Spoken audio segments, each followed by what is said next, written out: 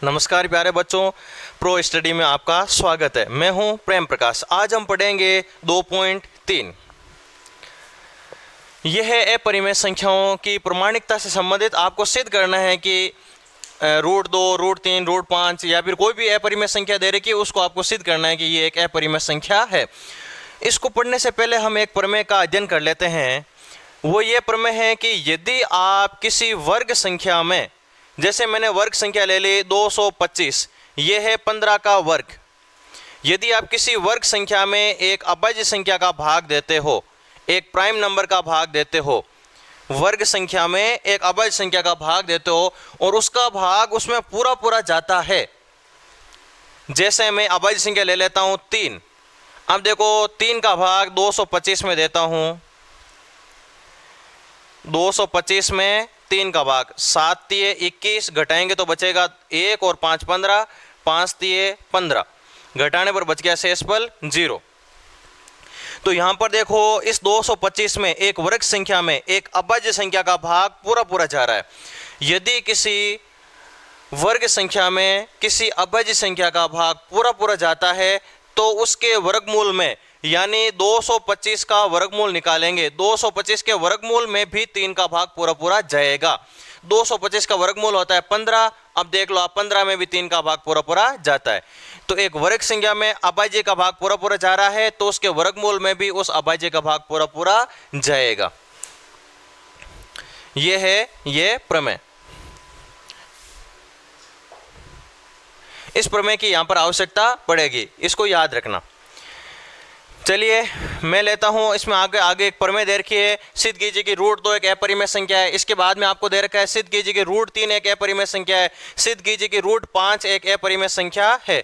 तो हम सबसे पहले लेते हैं √2 वाला प्रश्न है आपका। प्रश्नावली हम पढ़ रहे हैं 2.3। आपका प्रश्न है सिद्ध कीजिए कि √2 एक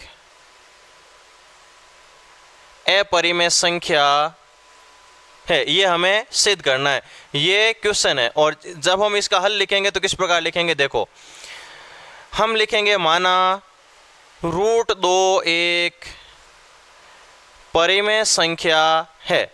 हाँ, हम गलत मान रहे हैं, हमें सिद्ध करना है अपरिमेय है। और हमें पता भी है कि √2 एक अपरिमेय संख्या होती है। मैंने शुरुआत में संख्या पद्धति में आपको बताया था।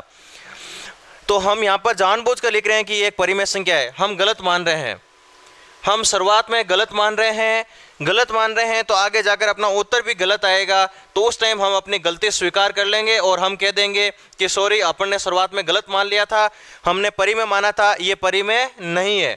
क्योंकि परिमेय होती तो अपना इस प्रकार से एक सही मेथड से उत्तर आ जाता, जबकि लास्ट में उत्तर एक कंफ्यूजिंग स्थिति वाला आएगा। तो हम कह देंगे कि ये कंफ्यूजिंग स्थिति इसलिए बने क्योंकि हमने शुरुआत में गलत मान लिया था और ये √2 एक परिमेय नहीं होकर अपरिमेय संख्या होगी। ये तरीका रहेगा इसका। माना √2 एक परिमेय संख्या है। यदि कोई संख्या परिमेय है तो हम उसको p/q रूप में लिख सकते हैं। माना √2 एक परिमेय संख्या है, तब इसे p/q रूप में लिखा जा सकता है, p/q रूप में लिखा जा सकता है। तथा यदि कोई संख्या परिमेय है तो हम उसको p/q रूप में लिख सकते हैं। तथा p/q के सह अभाज्य गुणनखंड। सह अभाज्य का मतलब होता है ऐसी संख्याएं जो आपस में किसी से कटे नहीं, यानी ऐसी संख्याएं जिसमें आपस में कोई उभयनिष्ठ गुणनखंड नहीं हो।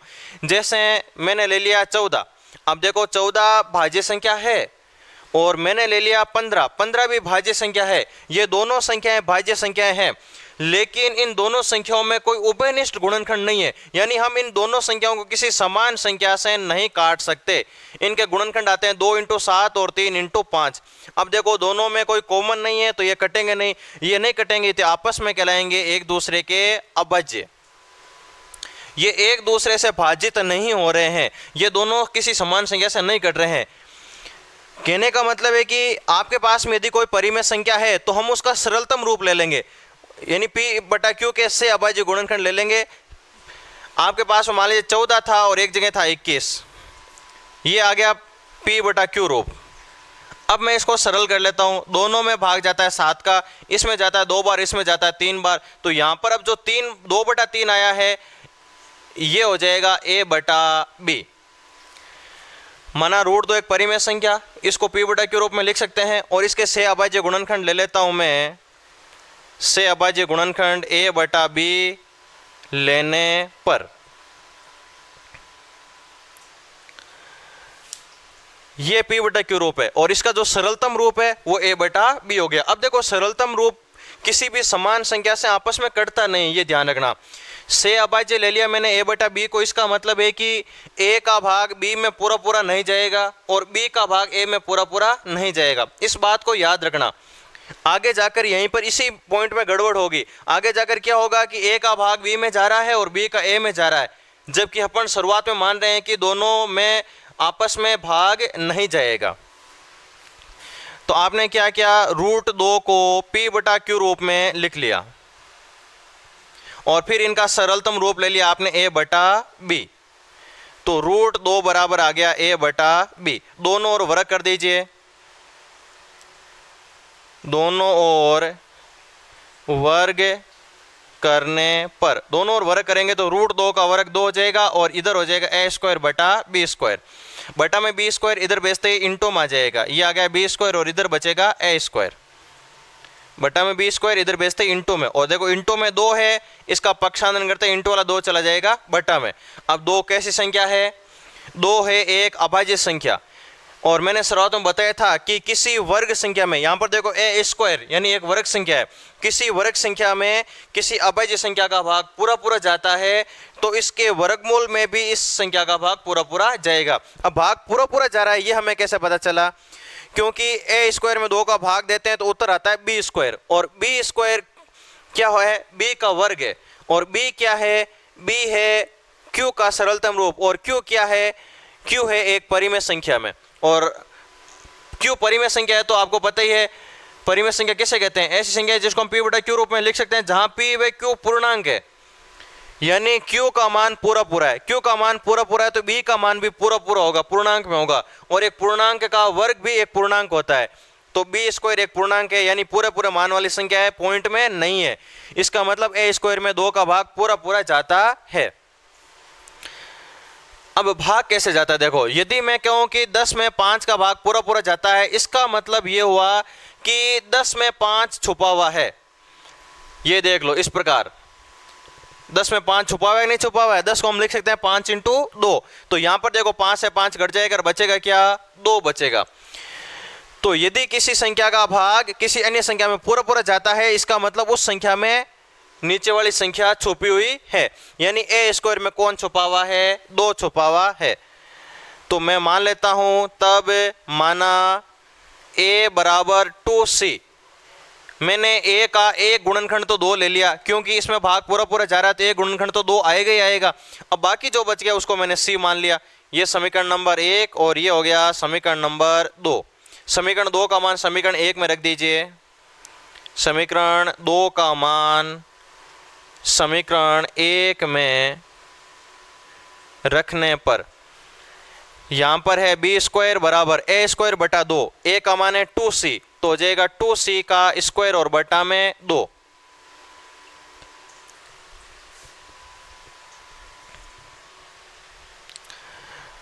B² बराबर 2 का स्क्वायर 4 और C का स्क्वायर, 2 का स्क्वायर हो जाएगा 4 और फिर है C का स्क्वायर और बटा में है 2, 2 का भाग 4 में जाएगा 2 बार, इंटू में 2 इधर भेजते आ जाएगा बटा में, B² बटा 2 और बराबर मारा है C²। यहाँ पर देखो एक वर्ग संख्या, इसमें एक अभाज्य संख्या का भाग जा रहा है, तो मैं यहाँ पर लिख दूंगा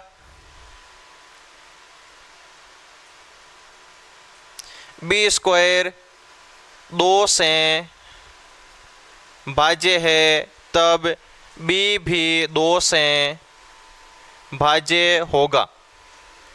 और यहाँ पर क्या था, यहाँ पर था A² 2 से भाज्य है, तब A भी 2 से भाज्य होगा। तो यहाँ पर देखो ए स्क्वायर में 2 का भाग जा रहा है, यानी ए में 2 का भाग जा रहा है, और यहाँ पर देखो बी में 2 का भाग जा रहा है, जबकि अपन ने शुरुआत में माना था कि ए और बी दोनों से अभाज्य है, आपस में किसी भी समान संख्या से नहीं कटेंगे, जबकि अपने यहाँ पर विरोधाभास आ रहा है। यहाँ पर तो अपन ने माना है कि ए और बी किसी से नहीं कटेंगे, जबकि यहाँ पर ए और बी दोनों 2 से कट रहे हैं। ये विरोधाभास क्यों आ रहा है? क्योंकि अपन ने शुरुआत में गलत मान लिया था। मैं यहाँ पर लिख देता हूँ, जो कि हमारी कल्पना का मतलब जो अपन ने माना है कि विरोधाभास में है। विरोधाभास का मतलब है कि कॉन्ट्रास्ट में है।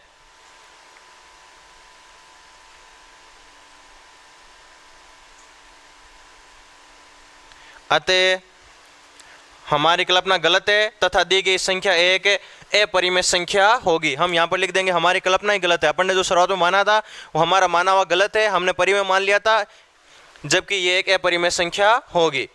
तो ये इस प्रकार से था। अब यदि आ जाए यहाँ पर सिद्ध करो √5, तो 2 की जगह 5 आ जाएगा, जहाँ जहाँ 2 है वहाँ 5 आ जाएगा, और कोई भी फेरबदल नहीं होगा।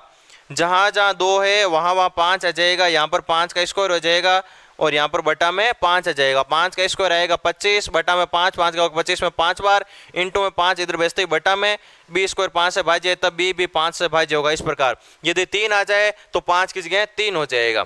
ये इस प्रकार से था। तो आप क्या करते हो, इसमें आप दी गई संख्या को परिमेय मान लेते हो, फिर आप परिमेय है तो उसको पी बटा क्यू रूप में लिख सकते हैं, और उसके सरलतम रूप ले लिया आपने ए बटा बी। संख्या पी बटा क्यू रूप में लिखी, उसका सरलतम रूप ए बटा बी ले लिया। दोनों और वर्ग कर देना। वर्ग करने के बाद में 5 को किसी एक संख्या के बटा में भेज देना, एक वर्ग संख्या के बटा में जाएगी तो उसका वर्गमूल इस 5 से भाज्य होगा। तो फिर उस 5 को हम मान लेंगे यहाँ पर a बराबर 5c मान लेंगे। 5 के 2 गुणनखंड ले लेंगे, एक तो 5, यदि 3 है तो एक गुणनखंड ले लेंगे हम 3c ले लेंगे, 2 है तो 2c, और 5 है तो 5c ले लेंगे। इस प्रकार से हम इसको आसानी से हल कर सकते हैं।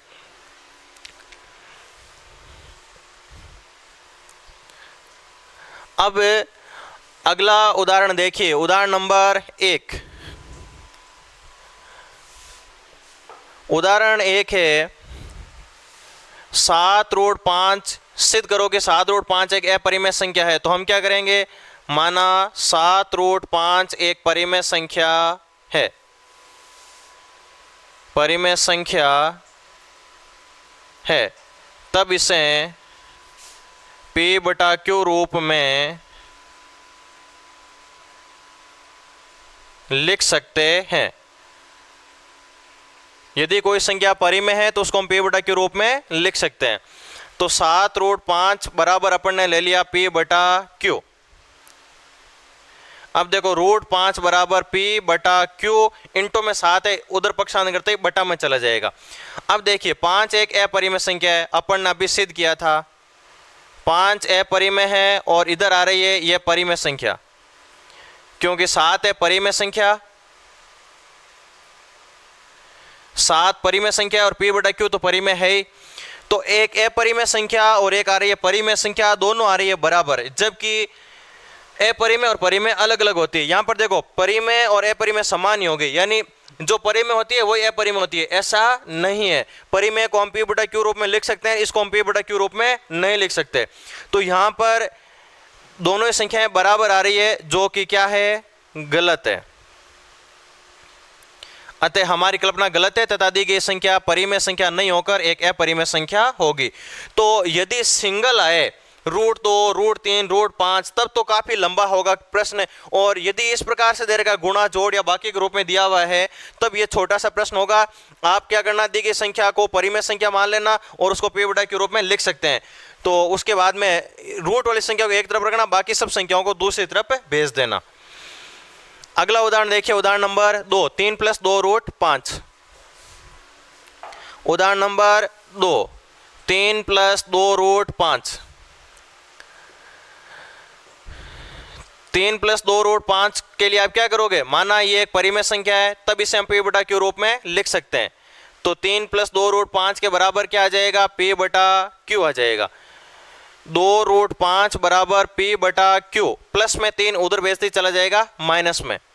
इसके बटा में कुछ नहीं तो बटा में 1 ले से लेकर इसको हल कर लो, भिन्नों की जोड़ या बाकी जो भी हो रही है उसको हल कर लो, या तिरछा गुणा कर सकते हो आप। जब दो भिन्नों की बाकी करनी हो तो आप तिरछा गुणा कर सकते हो। p को 1 से इंटू किया p, माइनस 3 को q से इंटू किया 3q, और बटा में q को 1 से इंटू किया q। इंटू में 2, इधर बेइज्जती कहाँ चला जाएगा, बटा में, और इधर क्या बचेगा √5। √5 एक अपरिमेय और ये परिमेय जो कि गलत है, अतः हमारे कल्पना गलत है तथा दी गई संख्या एक अपरिमेय संख्या होगी। इस प्रकार से प्रश्नावली 2.3 का पहला और दूसरा प्रश्न होगा। पहला प्रश्न मैं करवा देता हूं, दूसरे के 3 पॉइंट है, तीनों आपको करने हैं। पहला प्रश्न देखिए 5 माइनस √3, तो हम लिख लेंगे माना 5 माइनस √3 एक परिमेय संख्या है, तब इसे p बटा q रूप में लिख सकते हैं। तो आपने क्या किया, 5 माइनस √3 को लिख लिया p बटा q रूप में। 5 p बटा q को इस तरफ लेके आ जाओ तो हो जाएगा माइनस p बटा q, और माइनस √3 को उस तरफ भेज दो तो हो जाएगा प्लस का √3। ये एक परिमेय संख्या है और ये एक अपरिमेय संख्या है। अब परिमेय और अपरिमेय आपस में बराबर होती नहीं है, तो यह कथन हो गया अपना गलत। यह गलत क्यों हुआ, क्योंकि अपनी कल्पना गलत है। अपन ने शुरुआत में गलत मान लिया था, अपन ने मान लिया था कि यह परिमेय है जबकि यह परिमेय नहीं है, जो कि गलत है, तथा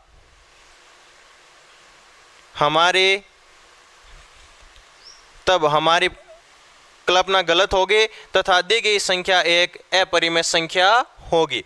इस प्रकार से ये पहला, ठीक इसी प्रकार से दूसरे के 3 पॉइंट होंगे। अब देखो उदाहरण नंबर 3 और क्वेश्चन नंबर 3। उदाहरण 3 और 2.3 का क्वेश्चन नंबर 3 दोनों एक ही तरीके से हल होंगे। पहले मैं उदाहरण 3 ले लेता हूं। उदाहरण 3 है √2 प्लस √5 सिद्ध करो कि एक परिमेय संख्या है। हम इसको मान लेंगे p बटा q, यानी परिमेय, वो लाइन लिखनी है आपको। माना यह संख्या एक परिमेय संख्या, तब इसे हम p बटा q रूप में लिख सकते हैं। अब क्या करो, आप किसी एक संख्या का पक्षांतरण कर दो। मैं √2 को इस तरफ रखता हूं, p बटा q प्लस का √5 इधर भेजते हो जाएगा माइनस का √5। इतना करने के बाद में आपको दोनों ओर वर्ग कर देना है, किसी एक संख्या को उस तरफ भेज देना है। दोनों ओर वर्ग करने पर, दोनों ओर वर्ग करेंगे तो ये इधर हो जाएगा √2 का वर्ग और इधर हो जाएगा p बटा q माइनस √5 का वर्ग। √2 का वर्ग 2, यहां पर a माइनस b का होल स्क्वायर, तो हो जाएगा a स्क्वायर माइनस 2ab और प्लस में आ जाएगा b square. a square minus 2ab और प्लस में आ जाएगा b स्क्वायर, √5 का स्क्वायर 5। अब आप रूट वाली संख्या को एक तरफ ही रखो और बाकी सबको एक तरफ लेके आ जाओ। मैं इसका पक्षांतरण करके इसको मैं ले आता हूं इस तरफ, माइनस का है, इस तरफ आते हो जाएगा प्लस 2√5 p बटा q, और इस तरफ क्या बचेगा, इस तरफ बचेगा p स्क्वायर बटा q स्क्वायर, प्लस में है 5 और ये 2 उस तरफ भेजते ही हो जाएगा माइनस 2, p स्क्वायर बटा q स्क्वायर प्लस 3 में 5 में से 2 घटाए तो बच गया 3। इसके बटा में घुसे तो बटा में 1, तिरछा गुणा कर लो। जब दो भिन्नों की जोड़ या बाकी होती है तो आप तिरछा गुणा करके हल कर सकते हो। p स्क्वायर को 1 से इंटू किया p स्क्वायर, प्लस 3 को q स्क्वायर से इंटू करते 3 q स्क्वायर और बटा में q स्क्वायर। अब देखिए गुणा में 2√5, गुणा वाला 2√5 इधर भेजते, सॉरी गुणा में 2 इधर भेजते ही बटा में जाएगा, और गुणा में है p इधर भेजते ही गुणा वाला p चला जाएगा बटा में, और बटा वाला q आ जाएगा गुणा में, और तो इस तरफ बचेगा केवल √5। 2 इंटू में उधर भेजते ही बटा में, p इंटू में उधर भेजते ही बटा में, और q उधर भेजते ही बटा में। तो आपने क्या किया, यहाँ पर p बटा q को उस तरफ भेज दिया और 2 को भी उस तरफ भेज दिया, तो बचा क्या √5। अब √5 आपने सिद्ध कर रखा है कि एक अपरिमेय और ये परिमेय दोनों बराबर आ रही है, जो कि गलत है, अतः हमारी कल्पना भी क्या है, गलत है, और ये एक संख्या परिमेय संख्या नहीं होकर एक अपरिमेय संख्या होगी। ठीक इसी प्रकार प्रश्नावली का तीसरा प्रश्न होगा। ठीक इसी प्रकार प्रश्नावली का तीसरा प्रश्न आपको दे रखा है root P plus root Q. माना ये एक परिमेय संख्या है, तब इसे पी बटा क्यू रूप में लिख सकते हैं, और पी बटा क्यू रूप में, और यहां पर भी पी और क्यू दिया हुआ है, तो अपन अब ए बटा बी ले लेंगे। हम ले लेंगे root P plus root Q बराबर ए बटा बी। ये परिमेय रूप में लिख दिए इसको। अब दोनों ओर वर्ग करेंगे, एक पक्षांतर कर दो पहले, फिर वर्ग कर दो। ए बटा बी प्लस का क्यू इधर पक्षांतर करते हो गया माइनस का क्यू, अब इसका वर्ग कर दो। रूट पी का वर्ग बराबर होगा ए बटा बी माइनस रूट क्यू का वर्ग। दोनों ओर वर्ग कर देना, ये होल स्क्वायर खोल देना, ये भी खोल देना, और लास्ट में जो रूट वाली संख्या उसको एक तरफ रखना, बाकी सब संख्याओं को दूसरी तरफ भेज देना, और फिर लिख देना कि अपरिमेय और परिमेय बराबर हो रही है, जो कि गलत है, अतः हमारे द्वारा की गई कल्पना गलत है और दी गई संख्या एक अपरिमेय संख्या होगी। इस प्रकार से थी ये 2.3। आगे हम पढ़ेंगे वास्तविक संख्याओं के दशमलव प्रसार के बारे में। तब तक के लिए नमस्कार।